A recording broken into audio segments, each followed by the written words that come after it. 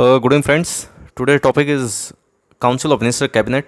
इस पूरे entire lecture में हम पढ़ेंगे कि कैबिनेट क्या होती है, काउंसिल ऑफ मिनिस्टर क्या होती है, कौन सा किसका इनर सर्कल होता है, प्राइम मिनिस्टर क्या रोल होता है, he is a captain of ship, क्या इकट्ठे ही स्विम करेंगे और सिंक भी इकट्ठे करेंगे, क्या आपकी जो कैबिनेट है वो सुप्रीम डिसीजन मेकिंग बॉडी है इंडिया के अंदर। आपका जो कैबिनेट हो वो आपके इंटायर कॉन्स्टिट्यूशन में पहले ओरिजिनल कॉन्स्टिट्यूशन नहीं था, कब आया है। तो ये सारे के सारे जो इस तरह के क्वेश्चंस हैं वो हम डिस्कस करेंगे। और जो आपका पार्लियामेंट्री सेक्रेटरी हैं, जो एक नया कंसेप्ट आया है जो कॉन्स्टिट्यूशन में नहीं है, उसको हम अलग से एक वीडियो में कवर करेंगे। और कुछ इस तरह के भी मिसलेनियस टॉपिक होंगे, जैसे डिप्टी प्राइम मिनिस्टर है, डिप्टी चीफ मिनिस्टर है, उस पर भी हम एक अलग से बात करेंगे। So let's start. ये आपकी पहली स्लाइड है जिसमें कुछ क्वेश्चंस हैं आपके, आप इनको ट्राई कर सकते हो। जैसे British prime minister must only B member of the lower house, जो थर्ड क्वेश्चन है, ट्रू फॉल्स। इंडिया में क्या पोजीशन है, क्या किसी भी हाउस से प्राइम मिनिस्टर बन सकता है। A person who is not a member of Lok Sabha Rajya Sabha can be appointed as a prime minister, second question जो है। तो इस तरीके से you may try it. Next, ये काउंसिल ऑफ मिनिस्टर है, इसमें आप देखेंगे कि कॉन्स्टिट्यूशन के अंदर we have three branches, the legislative, executive, judicial. Legislative to legislate, to make law, executive to implement the law, और जुडिशियल ब्रांच जो है आपका टू इंटरप्रेट द लॉ। और आपका जैसे मैंने ऊपर जो एक सर्कल बनाया है, जो आपका बिल्कुल इनर वाला सर्कल है कैबिनेट, उससे बड़ा वाला circle council of minister, right. तो इस तरीके से आप, और जो फिर एक जो बड़ा सर्कल वो लेजिस्लेचर है। तो यहाँ पे आप देखेंगे कि किस तरीके से इनर सर्कल कौन सा है, वो आगे हम डिटेल में जाएंगे। Move to the next slide. ये आपकी जो स्लाइड है ये आपको इस टॉपिक को बिल्कुल थ्रेडबेयर क्लियर कर देगी। अब जो इसमें आप देखिए, जो सबसे इनर वाला सर्कल है कैबिनेट मिनिस्टर। कैबिनेट मिनिस्टर क्या है, दीज बेसिकली द इम्पॉर्टेंट, ये जो हैं आपके जो बहुत वेटेज कैरी करते हैं, जैसे आपके राजनाथ सिंह आपके डिफेंस मिनिस्टर हैं, आपके अमित शाह आपके होम मिनिस्टर हैं, सीता निर्मला आपके फाइनेंस मिनिस्टर हैं। तो जो आपके टॉप नॉच जो लीडर्स हैं किसी भी पॉलिटिकल पार्टी के, और जब वो गवर्नमेंट बनाती है तो ऑब्वियसली जो कैबिनेट जो मिनिस्ट्री है, कैबिनेट रैंक मिनिस्टर वो खुद रखते हैं। और उसमें उसके बाद जो सेकंड ग्रेड के जो आपके उसमें स्टैंडिंग है, उन लोगों को बनाया जाता है minister of state. Minister of state दो तरह के होते हैं, एक वो लोग जिनको इंडिपेंडेंट मिनिस्ट्री दे दी जाती है, और एक जो कैबिनेट मिनिस्टर को असिस्ट करते हैं, कैबिनेट मिनिस्टर के अंडर काम करते हैं। और जो थर्ड कैटेगरी के जो मिनिस्टर होते हैं, डिप्टी मिनिस्टर्स, ये अब कन्वेंशन छोड़ दी है, अब किसी को भी डिप्टी मिनिस्टर नहीं बनाया जाता। तो आप देखेंगे कि ये आपकी जो कैबिनेट है ये सुप्रीम एग्जीक्यूटिव अथॉरिटी है। और आपकी जो टॉप नॉच, अभी अगर जैसे कोविड-19 चल रहा है तो कब कहाँ लॉकडाउन बढ़ाना है, ये सारे के सारे जो डिसीजन हैं अल्टीमेटली आपके कैबिनेट में ही लिए जाते हैं। वो एक अलग बात है कि उस स्टेट के चीफ मिनिस्टर से बात किया जाता है, क्योंकि ये पूरे इंटायर कंट्री का मामला है। अदरवाइज जो आपकी कैबिनेट है वो इंपॉर्टेंट सारे डिसीजन ले जाते हैं, और इसका जो कैप्टन है वो आपके प्राइम मिनिस्टर होते हैं। तो अल्टीमेटली अगर मैं इस पे बात को अगर ऐसे भी कहूँ तो कोई गलती नहीं होगा। अगर फुल फ्लैज मेजोरिटी पार्टी है, उस पार्टी की फुल फ्लैज्ड है, जैसे आपकी इस पार्टी की 353 हैं अभी 17 लोकसभा में, जो आपकी नेशनल डेमोक्रेटिक अलायंस और बीजेपी की इसमें 303 सीट्स हैं, full fledged, no issue, prime minister independent, centralisation of power, prime minister of PMO is very highly effective, highly centralised, सारी की सारी पावर है उसमें, तो प्राइम मिनिस्टर बड़ा इंपॉर्टेंट, बड़ा पावरफुल हो जाता है। और इससे भी ज़्यादा अगर आप देखेंगे तो इंदिरा गांधी के टाइम में, जहाँ पीएमओ बहुत ज़्यादा सुपर हुआ, लेकिन जहाँ आपकी कोएलिशन गवर्नमेंट आ जाती है वहाँ पे आपकी पावर का डिसेंट्रलाइजेशन होना शुरू हो जाता है, राइट।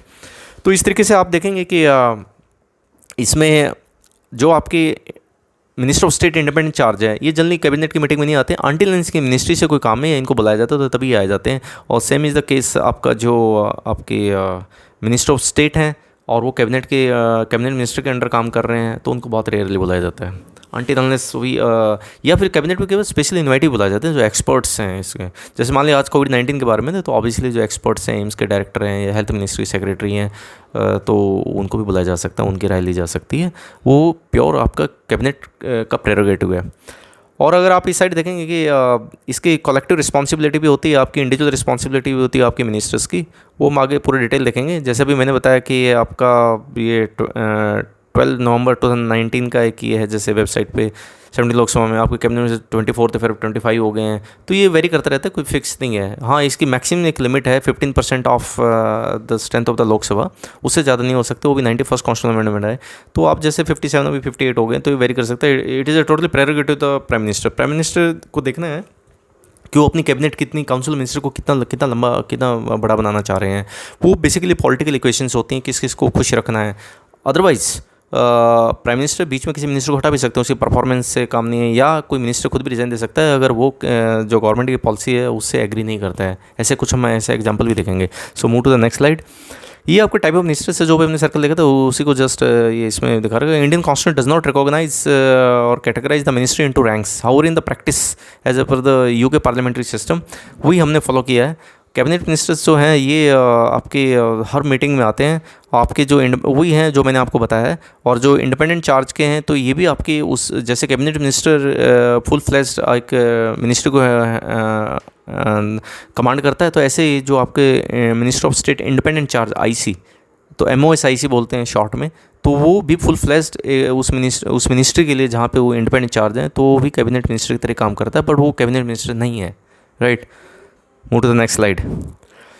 अभी ये मिनिस्टर विदाउट पोर्टफोलियो, आप सोचेंगे कि मिनिस्टर पोर्टफोलियो मतलब जैसे किसी को होम मिनिस्टर, किसी को डिफेंस मिनिस्टर, किसी को फाइनेंस मिनिस्टर, किसी को एग्रीकल्चर मिनिस्ट्री है, तो हर मिनिस्टर को एक पोर्टफोलियो तो दिया जाएगा ना, एक मिनिस्ट्री तो दी जाएगी। और मिनिस्ट्री के अंदर बहुत सारे डिपार्टमेंट होते हैं, मैं आपको बताऊंगा।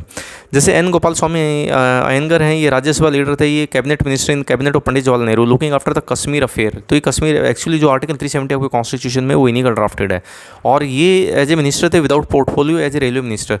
तो ये आपके पहले बनाए मिनिस्टर और फिर उसके बाद इनको रेलवे का मिनिस्टर बाद में। तो ऐसे बहुत सारे एग्जांपल है कि पहले आपको ओथ तो दिलवा दी और उसके बाद आपका जो पोर्टफोलियो बाद में अलोकेट किया जाता है। जैसे ममता बनर्जी है वाजपेयी गवर्नमेंट में, नटवर सिंह मनमोहन सिंह और अरुण जेटली साहब नरेंद्र मोदी गवर्नमेंट में। Move to the next slide. ये आपका यूनियन काउंसिल ऑफ मिनिस्टर है। जो मैं काउंसिल मिनिस्टर बात कर रहा हूँ, तो ऐसे ही आपकी स्टेट के अंदर भी काउंसिल ऑफ मिनिस्टर होती है, और उसके जो हेड होते हैं वो चीफ मिनिस्टर होते हैं। तो यहाँ पे मैंने कटआउट ले रखा है साइट से, वेबसाइट से। तो यहाँ पे देखिए आपका जो आपके प्राइम मिनिस्टर होंगे, he is the basically don, he is the tiger, he is the captain of ship, the right word. तो सारे के सारे जो इंपॉर्टेंट मिनिस्ट्री होंगी उसके पास होंगी। जैसे ministry of personnel public grievances and pension उनके पास होगी, एटॉमिक एनर्जी उनके पास होगी, डिपार्टमेंट ऑफ स्पेस उनके पास होगा, और जो इंपॉर्टेंट पॉलिसी इश्यूज़ हैं ऑल अदर वो अपने इंपॉर्टेंट जो पोर्टफोलियोज़ हैं वो भी अपने पास रख सकते हैं। तो कई बार तो ऐसा भी देखा जाता है कि प्राइम मिनिस्टर कई बार 8-8, 7-7, 5-5, 6-6 ऐसे पोर्टफोलियो अपने पास रखते हैं, लेकिन इंपॉर्टेंट मिनिस्ट्रीज उनके पास होती हैं। और अगर मैं इसी को कंपेयर करूँ स्टेट में चीफ मिनिस्टर जनरली क्या करता है कि विजिलेंस, होम, ये अपने पास रखते हैं चीफ मिनिस्टर, राइट। और फिर उसके बाद जो दूसरे सेकंड लाइन के जो हैवी वेट वाले जो मिनिस्टर्स होते हैं उनको, जैसे आपका हेल्थ डिपार्टमेंट दे दिया, आपका पंचायती राज डिपार्टमेंट दे दिया, क्योंकि लोगों से मिलना जुलना होता है। तो इस तरीके से ये फैक्टर सारे काम करते हैं।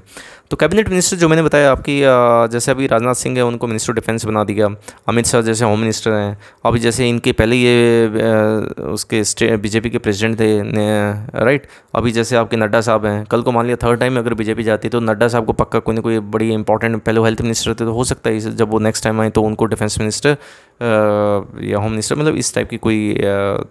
एक्चुअली आपकी उस पार्टी में स्टैंडिंग क्या है कि आप उस प्राइम मिनिस्टर के कितना क्लोज हो, ये डिपेंड करता है आपका पोर्टफोलियो, लिंक्स के, आपके proximity with the prime minister.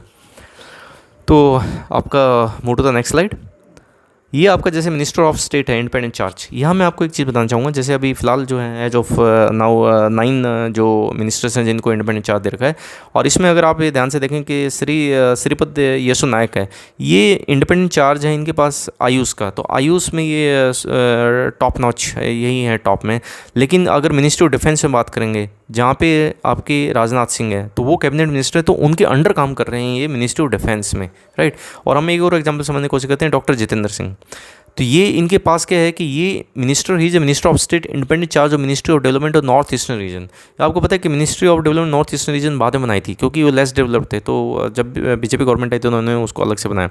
तो अब ये इनका वहाँ पे इंडिपेंडेंट चार्ज उस मिनिस्ट्री के लिए, साथ में आप देखिए कि ये 4 और मिनिस्ट्री के आपके स्टेट ऑफ मिनिस्टर हैं, पीएमओ के, ministry of personnel public grievance pension के, आपके डिपार्टमेंट ऑफ एटॉमिक एनर्जी और डिपार्टमेंट ऑफ स्पेस। तो वहाँ पे जो ये हैं पोर्टफोलियो प्राइम मिनिस्टर के पास, और ये उनको असिस्ट कर रहे हैं वहाँ पे as a minister of state. तो यहाँ पे वहाँ पे ये सेकंड नंबर पे ट्वाइस ही हैं, लेकिन आपके जो आपके minister of development of north eastern region में ये नंबर 1 है, वहाँ पे इंडिपेंडेंट चार्ज है। तो राइट, तो एक ही बंदा, एक ही MP यानी जो मिनिस्टर इस तरीके से ड्यूल कैपेसिटी में काम कर रहा है। आई होप ये 2 एग्जाम्पल से आपको क्लियर हो गया होगा कि minister of state independent charge क्या होता है और सिंपल मिनिस्टर ऑफ स्टेट क्या होता है, राइट।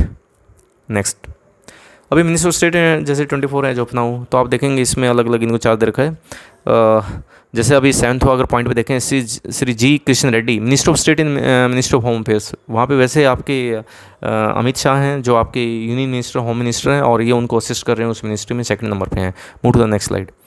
ये मैंने कटआउट लिया है वेबसाइट से फाइनेंस मिनिस्टर के, आप इसमें ध्यान से देखें। जो इसमें राइट साइड में जो ऑनरेबल फाइनेंस मिनिस्टर हैं वो आपके निर्मला सीतारमण है, यूनियन मिनिस्टर है, और जो नीचे आपके honourable minister of state Shri Anurag Thakur minister of state हैं, तो ये ट्वाइस ही, तो ये आपके मिनिस्टर ऑफ स्टेट हैं, ये इंडिपेंडेंट चार्ज है इनके पास, ठीक है ना, he is minister of state. तो ये अंडर काम करते हैं यूनियन जो आपके मिनिस्टर कैबिनेट मिनिस्टर हैं जो आपकी निर्मला सीतारमण के। और ये point to be noted here, he is very versatile person, और ये टाइटल आर्मी में लेफ्टिनेंट भी हैं। He is now posted in 124 TH Sikh Delhi. ये आपकी जो डिपार्टमेंट है, देखिए एक मिनिस्ट्री के अंदर कई डिपार्टमेंट हो सकते हैं, जैसे डिपार्टमेंट ऑफ एक्सपेंडिचर है, डिपार्टमेंट इकोनॉमिक अफेयर है, डिपार्टमेंट ऑफ फाइनेंशियल सर्विस है, डिपार्टमेंट रेवेन्यू और department of investment public asset management है। ये बीजेपी गवर्नमेंट ने आके बाद में बनाया। तो ये 5 डिपार्टमेंट है एक मिनिस्ट्री में। तो आई होप अभी जो आप देखेंगे 57 या 59 के करीब आपकी मिनिस्ट्रीज़ हैं, और मोर देन 84-85 आपके डिपार्टमेंट बनते हैं टोटल मिला के।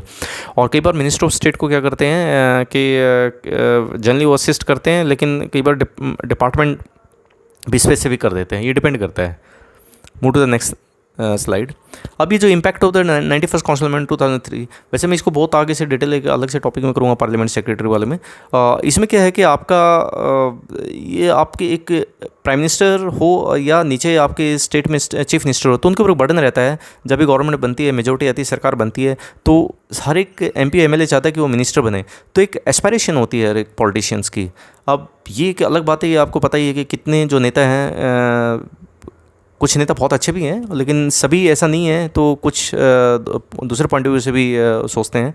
तो वो चाहते हैं कि हम बेस्ट मिनिस्ट्री लें, पहले तो मिनिस्टर बने, और मिनिस्ट्री बने तो अच्छी मिनिस्ट्री लें, फाइनेंस मिनिस्ट्री, होम मिनिस्ट्री, इस टाइप की। लेकिन ये फिजिबल नहीं होता, तो एक प्रेशर रहता है, और अननेसेसरली अगर आप सबको खुश करने के लिए, अपील करने के लिए, और आपने अपनी काउंसिल मिनिस्टर बहुत बड़ी बना दी, तो अल्टीमेटली आपको पता है कि एक प्रिंसिपल याद रखना कॉन्स्टिट्यूशन में, कि जो आपके एग्जीक्यूटिव हैं, they are accountable to the parliament. अगर पार्लियामेंट की स्ट्रेंथ मान लिया आपकी 543 लोकसभा की है और 245 आपकी राज्यसभा की है, और आपने वहाँ मिनिस्टर ही बना दी है 150 140, तो फिर वो तो एक उसका पर्पज़ ही डिफीट हो गया। तो कैबिनेट जो एग्जीक्यूटिव हो, तो वाकई में actually they should be minuscule, मतलब बहुत स्मॉल नंबर में होने चाहिए, और they should be accountable to the larger body, that is the Parliament, right. तो यहाँ पे आपका जो जस्टिस वेंकटचलैया कमेटी बैठी थी, उन्होंने रिपोर्ट दी थी कि इसको रिड्यूस कीजिए आपका 10% तक का, लेकिन इन्होंने फिर उसको 15% कर दिया। तो आप देखेंगे जो सेक्शन स्ट्रेंथ है 543 आपकी लोकसभा की, और 15% इसका निकालेंगे तो 81 मिनिस्टर है। तो आज ये फिक्स हो गया है कि काउंसिल ऑफ मिनिस्टर जो है आज के दिन, एज ऑफ नाउ, वो 81 मिनिस्टर से ज़्यादा नहीं हो सकती, यानी एक लिमिट लगा दी, एक सीलिंग लगा दी, राइट। अभी 543 + 240 आप देखें तो it comes out to 788 the council of ministers. क्योंकि देखिए आपके जो बंदे हैं, आपके जो मिनिस्टर हो, तो राज्यसभा का भी मेंबर ही बन सकता है। तो ये तो प्रेरोगेटिव है प्राइम मिनिस्टर का, किसको बनाना है। तो राज्यसभा के MP से भी, जैसे पहले आपके अरुण जेटली साहब, नाउ ही इज़ नो मोर, तो आपके राज्यसभा से नॉमिनेटेड थे। आपके इनफैक्ट ऐसे प्राइम मिनिस्टर रहे हैं पहले, जैसे मनमोहन सिंह रहे हैं, देवगौड़ा साहब रहे हैं, जो राज्यसभा में थे और वो प्राइम मिनिस्टर बने, तो ऐसे मिनिस्टर बन सकते हैं। तो ये जनरली मैंने एक रफली आइडिया निकाला कि 81 को अगर हम 78 को 81 से डिवाइड करें तो 1:9 की रेशो आती है, यानी हर 9 में से एक आपका मिनिस्टर बनेगा। तो ऐसे चांसेज हैं। और इनफैक्ट मैं इसमें बताऊं कि जो पार्टी के होते हैं, मान लिया जैसे आपका 353 है, तो ये रेशो और भी कम हो जाती है, ठीक है। तो आपका 1:4 1:5, तो हर 5वें एक MP में से एक मिनिस्टर बन जाता है। तो आई थिंक बहुत है ये। अब ऐसी स्टेट की बात करें, सारी स्टेट्स की अगर हम जोड़ते हैं, 4020 MLAs ने 50%, और इसका निकालें तो 600 मिनिस्टर बन सकते हैं टोटल मिला के। और आपका MLA MLCs कुछ आपको पता है कि 6 उसमें स्टेट्स में आपके वो जो आपके काउंसिल है, लेजिस्लेटिव काउंसिल है, तो ये आपका 4487 है, और आपका 600 आपका totality across all the states जो हैं। तो ये रेशो भी आपका 1:7 निकल के आ जाता है almost.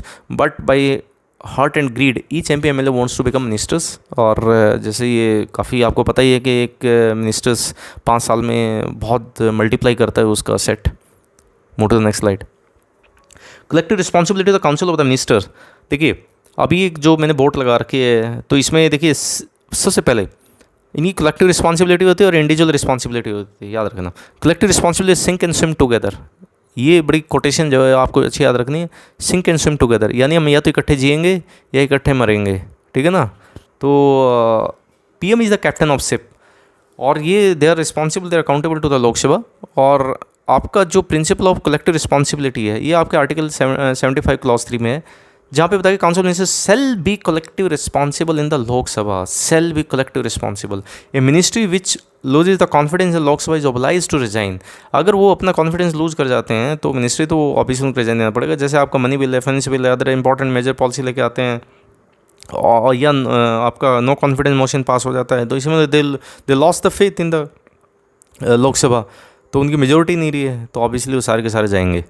When a ministry loses the confidence of the Lok Sabha, the whole of the ministry has to resign including the ministers who are from the Rajya Sabha. ऐसा नहीं है कि आज मान लिया नो कॉन्फिडेंस मोशन पास हो गया सरकार के अगेंस्ट आपका लोकसभा में, और जो मिनिस्टर थे वो पूरी आपकी जो काउंसिल है वो पूरी जाएगी, तो साथ में वो लोग भी जाएंगे, वो भी मिनिस्टर जाएगा जो राज्यसभा का मेंबर था, राज्यसभा का एमपी था, लेकिन वो इस साइड वो काउंसिल मिनिस्टर का था। तो ये नहीं कि भाई नहीं अब मैं मिनिस्टर, तो मैं एमपी तो बना ही रहूँ, नो, ही विल लूज।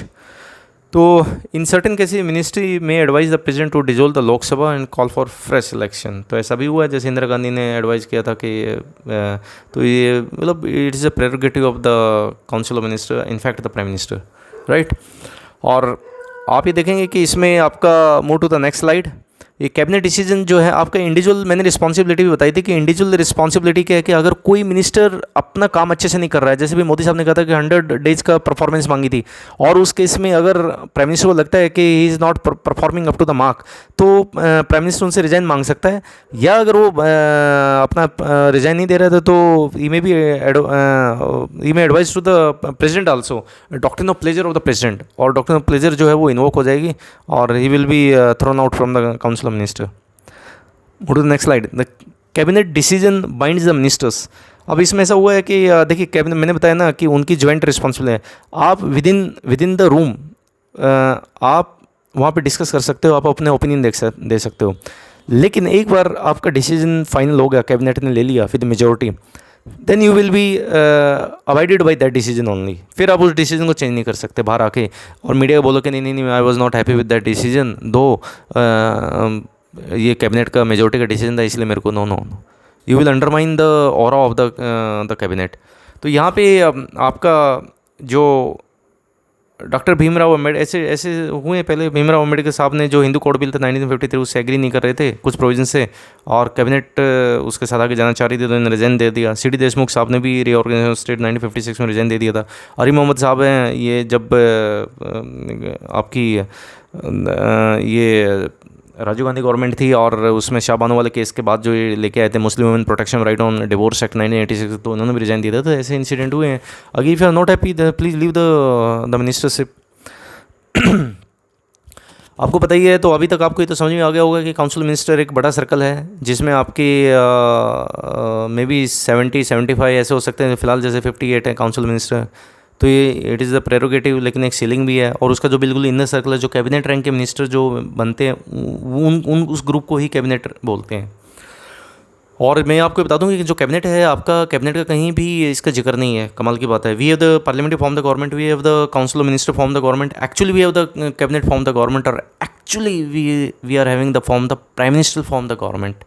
अगर ये डिपेंड करता है कि प्राइम मिनिस्टर कितना स्ट्रॉन्ग है। अगर मैं आज के एग्जांपल देख के कहूँ या इंदिरा गांधी के टाइम में कहूँ, तो sure we are having the prime minister form the government, right. अब हम बात करते हैं कि relationship between the prime minister and the president of India.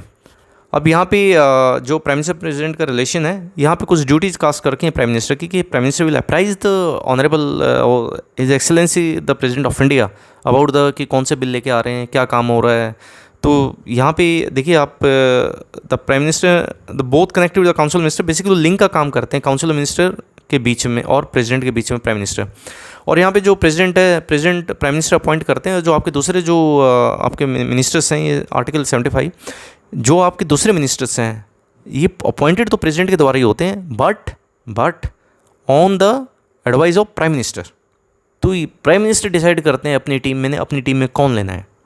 The ministers hold their office during the pleasure of president, मैंने बताया था। The council of ministers collective responsibility to the Lok Sabha, मैंने बताया था कलेक्टिव रिस्पॉन्सिबिलिटी की। और आपका आर्टिकल 78 का prime minister communicates all decision made by the council of members to the president, president can also refer issues for the consideration of the council of members. Move to the next slide. यहाँ पे हम बात कर रहे हैं, वैसे तो point आ चुके हैं, the power and function of the prime minister. अब prime minister is the basically he is the head of the government, head of the state is the president, head of the government is the prime minister. ये बड़ा important याद रखना। Portfolio allocation है वो भी prime minister करता है, ये कैबिनेट का चेयरमैन है। और आपका क्रूशियल जो आपकी जो ओपिनियन में अगर कोई डिफरेंसेस भी हैं तो वो ही विल लुक आफ्टर, और अल्टीमेटली जो पूरा शिप है और पूरे जो कैबिनेट का जो ओपिनियन है वो अकॉर्डिंगली वो मोल्ड करते हैं।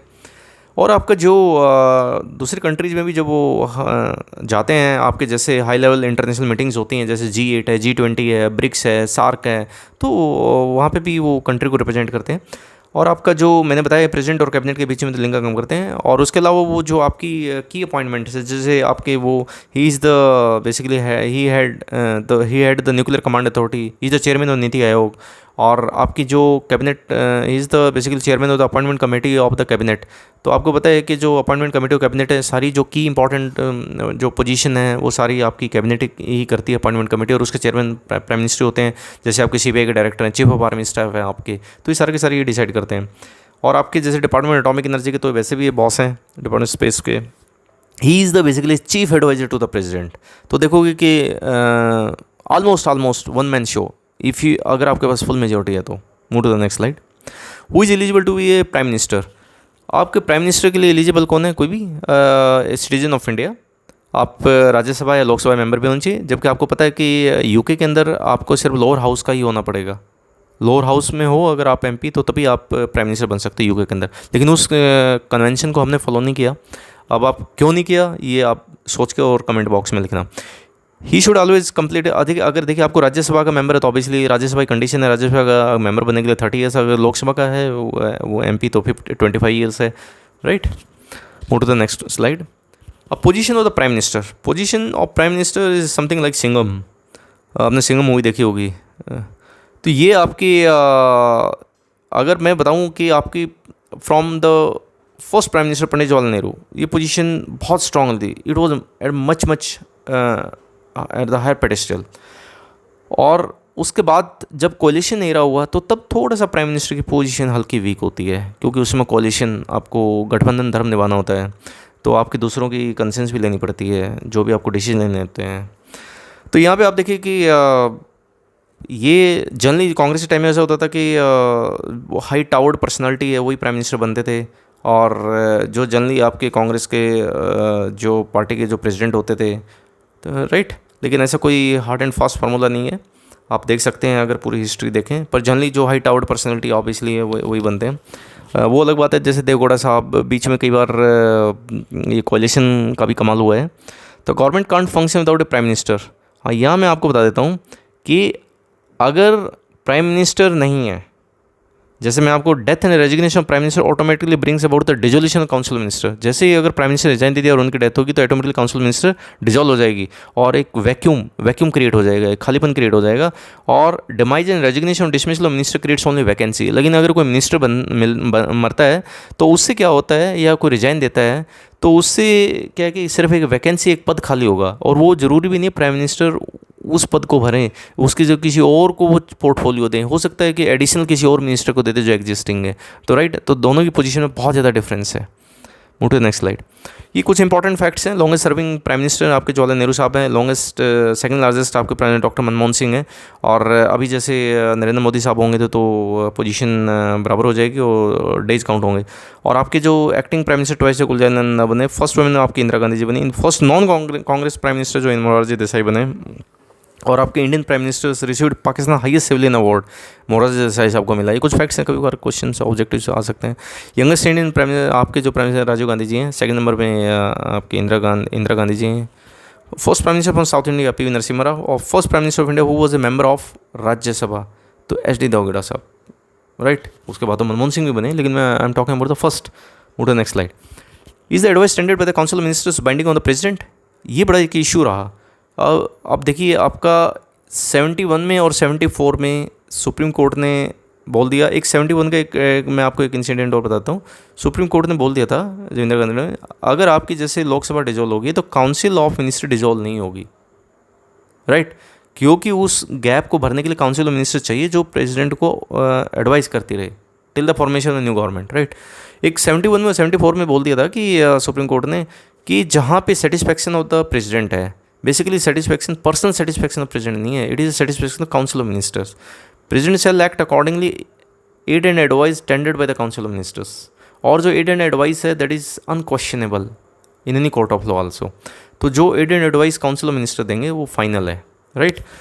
और फिर उसके बाद फिर भी ये 42nd कॉन्स्टिट्यूशन अमेंडमेंट में तो लेके भी आ गए थे, और उसमें बोल दिया था कि सेल वर्ड डाल दिया था. और फिर जब जनता गवर्नमेंट आई, इस 44th गवर्नमेंट, उन्होंने बोल दिया कि सेल वो फ्रेज एज इट इज़ रखा. और उसमें एक लाइन और बोल दिया कि प्रेसिडेंट को एक चांस दे दिया कि president may return the bill only once, एक बार, लेकिन रिकन्सिडरेशन के लिए भेज देता है एक बार, और दोबारा से अगर उसको अप्रूव करके भेज दिया तो now president is bound to sign that bill. तो ये 42nd 44th अमेंडमेंट हुआ, right. Move to next slide. अब किचन कैबिनेट क्या होती है? किचन कैबिनेट आपकी जैसे एक ये अनऑफिशियल अनकॉन्स्टिट्यूशनल बॉडी है.